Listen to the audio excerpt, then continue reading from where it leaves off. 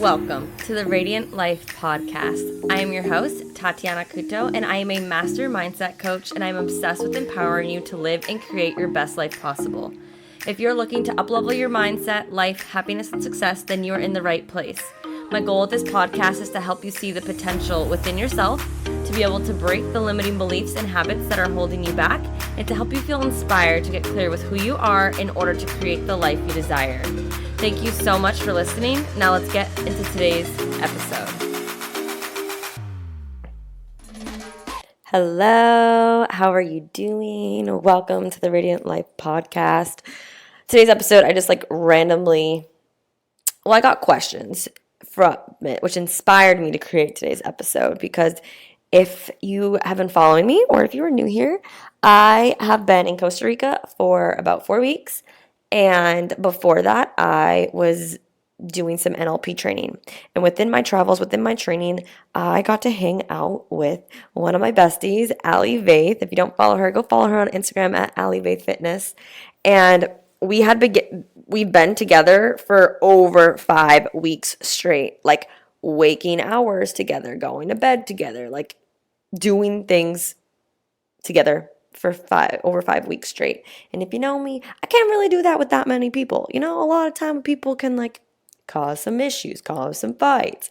But Allie's one of my soul besties that I've been able to just connect with this last year. She's amazing. And I got asked by a lot of you guys, how the hell did you go over 5 weeks with each other and not fight, Tati? I made a post on Instagram about it. And I just wanted to give you some takeaways on how I did it, how I'm able to attract people in my life where I don't fight. Because when I was a child or younger, a teenager, I used to get in arguments with friends, even in college as adults, right? And there's a reason for it. And I kind of wanted to share how I made changes within myself to be able to attract people that get me and don't cause arguments. Okay, you ready to get into it? Are you ready to attract some soul besties of yours and not argue with your peeps? Let's do it. So we spent hours, on days, on weeks with each other. Again, 0 fucking fights. I'm not even exaggerating. We did not fight once. There was no need to. How did we do this? Well, Allie and I have both been doing a lot of work within ourselves. And it's easy when we don't do the work within ourselves. We project our insecurities, our issues, blah, blah, blah, onto others. So that's a big thing.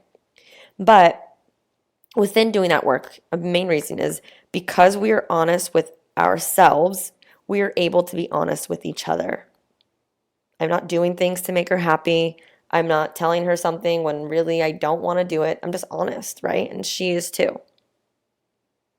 Second thing is we're able to have open communication. So when we are in a mood, because we're humans, we're ladies, we got #hormones, instead of lashing out or nitpicking a fight or whatnot, one, we're able to communicate it and just be like, I'm in a mood, let me just clear my head for a second, right? And be respectful for one another. How can someone know if you're in a mood, if you're going through stuff, whether you understand why you're feeling it or not, if you're not communicated in open communication, right? But with the work that we've done with each other, we, one, don't make assumptions. And with that, we don't take it personal. It's so easy when we're around people to be like, oh, they're being mean, they're being moody, I must have done something wrong. And we make that assumption and we take it personally. And then we become upset and moody and then we lash out. I don't know about you, but that's at least what I used to do. It's not about you. We can't take things personally. It's them. They're going through it. And don't make the assumption that it's about yourself. And if it is, you can ask. But if you're in open communication with your people, they should, be clear, right? The third way we didn't fight was we were able to hold space for each other. We're humans and we go through stuff and things come up where we're upset. Both of us are going through transformative times in our lives. And we were able to hold space and be like, are you okay? Do you want me to listen or do you want me to give you advice? And we were there to help guide each other when things got heavy. Because when we were with each other, we didn't really speak to many people outside of our clients because we just needed that alone time, even though we had each other. And we just held the space. And when you can hold space for someone and your friends, you're holding a safe place for them to be themselves and for them to be open and vulnerable and to share their truth. We do not have any judgment. When there's judgment involved in a friendship, there's issues because that other person feels judged and they feel like they can't be who they truly are, can't be open and honest. And how you don't judge others is by not judging yourself. This comes with practice. I still do it, but it's just something to keep in mind. So we hold the space. A huge thing that Allie and I have very mastered, and I can't do this with many people, is we ask the tough questions to each other because we know it will help the other get to the truth. Because we're both coaches and because we both do very similar work, this isn't the only reason. Like, you can do this too, but when we know we can ask the right questions to the others and having the other being open and receptive to it, knowing it's helping them, we can help others see their blind spots, see their stories, see their beliefs, see their patterns and excuses and behaviors. And with us, we politely try to stop that pattern, try to bring awareness of this may be a belief, this may be a pattern and story. How can you overcome it? And asking those right questions. Why? Why do you feel like that? Is that really the truth? Right? It helps us versus putting the blame on others or making the excuses. And it helps elevate us to be able to be the best versions of ourselves. And ultimately, we speak the truth within ourselves and to each other. No matter how painful it may be, when we're asking those questions, we speak the truth. Hey, Allie, this is what you're doing. Are you aware of this pattern or belief? Because how else is someone going to see your blind spots if they're not being truthful? I feel like we live in a society with sensitive people, which is, not that beneficial for us because we can't be open and honest with them because they aren't open and honest with themselves. And then how can we expect ourselves or others to change if we're not honest and in open communication? We're here to grow. We're here to evolve. And when we can respectfully and politely share our blind spots and areas where we can improve, that's when we can become the best version of ourselves. And having that mutual respect for each other, knowing that their truth words and their questioning isn't interrogating, but it's helping me get to the next level. It's helping me get to what I actually want.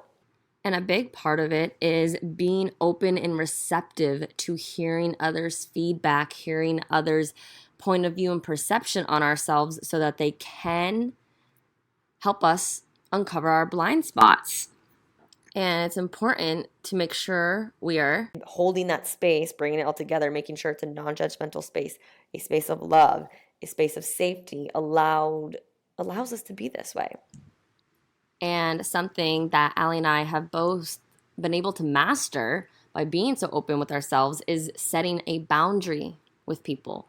Luckily, because we're so open and honest with ourselves in our connection, we didn't have to set boundaries.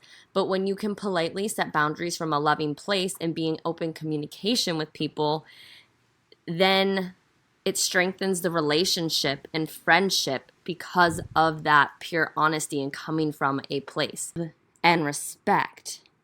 And yes, we didn't have to set boundaries, but if we needed to, we both know how to come about it in a way, from a loving, respecting way, to strengthen the friendship versus make it bad. Setting boundaries doesn't have to be a bad thing. I feel like it has a bad perception.